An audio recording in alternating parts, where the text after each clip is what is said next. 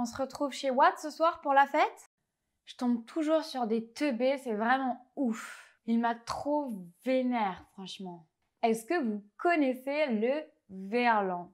Le verlan, c'est une partie de l'argot français. Le verlan, ça consiste à inverser deux syllabes d'un mot, parfois même en modifiant certaines voyelles.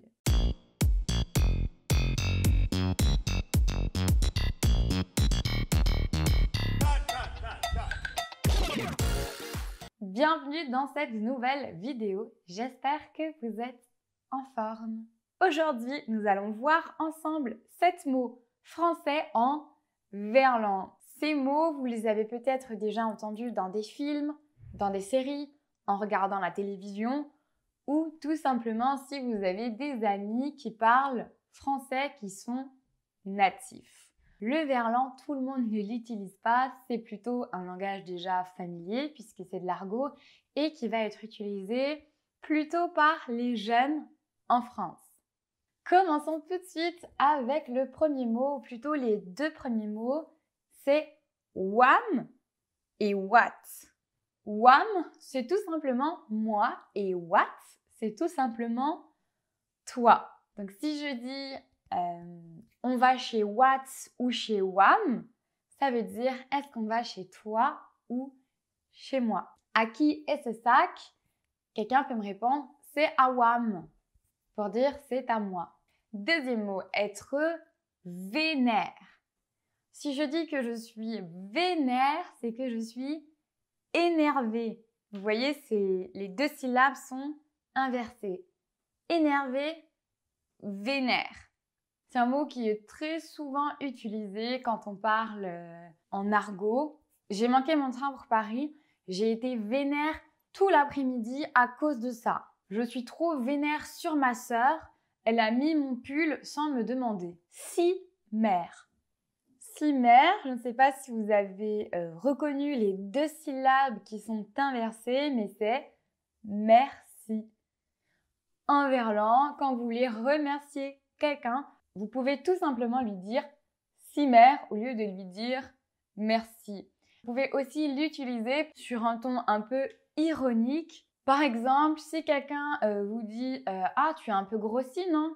Vous pouvez répondre « si mère, ça fait plaisir en tout cas le compliment ». Ouf, c'est fou. Ouf, on l'utilise de manière soit négative, soit positive, mais un peu comme le mot fou.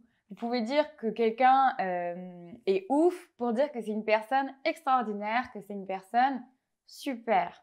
J'ai vu Céline Dion en concert, elle est vraiment ouf pour dire qu'elle est vraiment extraordinaire. Mais à l'inverse, vous pouvez dire par exemple, il ne s'est pas arrêté au feu rouge, c'est vraiment un ouf, cet automobiliste. Quelqu'un de teubé ou quelque chose de teubé. Ça veut dire que c'est quelque chose de bête en verlan. Par exemple, je peux dire « c'est vraiment teubé ce que tu dis, jamais les Martiens ne vont venir sur la Terre ». Thibaut est vraiment teubé, je lui ai demandé combien faisait 2 plus 2 et il m'a répondu 5. Il est vraiment teubé. Relou. On peut soit dire que quelque chose est relou ou que quelqu'un est relou. Relou, c'est l'inverse de lourd. Quand quelque chose est lourd, c'est que c'est ennuyant, c'est chiant pour utiliser un autre mot en langage familier. C'est vraiment relou de devoir faire 4 heures de train avec des enfants qui pleurent à côté. C'est quelque chose de difficile à supporter, c'est relou. On l'utilise aussi par exemple pour une tâche qui est ennuyeuse à faire, qui est ennuyante. Je dois faire ma comptabilité, c'est vraiment relou. Ou si par exemple, quand je suis dans une fête, c'est toujours des garçons qui ne m'intéressent pas, qui viennent me parler et qui me parlent pendant des heures, je peux dire « j'attire toujours les relous ». Et dernier mot que nous allons voir, justement, nous allons parler de la fête, c'est la teuf. La teuf, c'est un mot qu'on utilise tout le temps en langage familier. C'est un mot de verlan pour parler de la fête.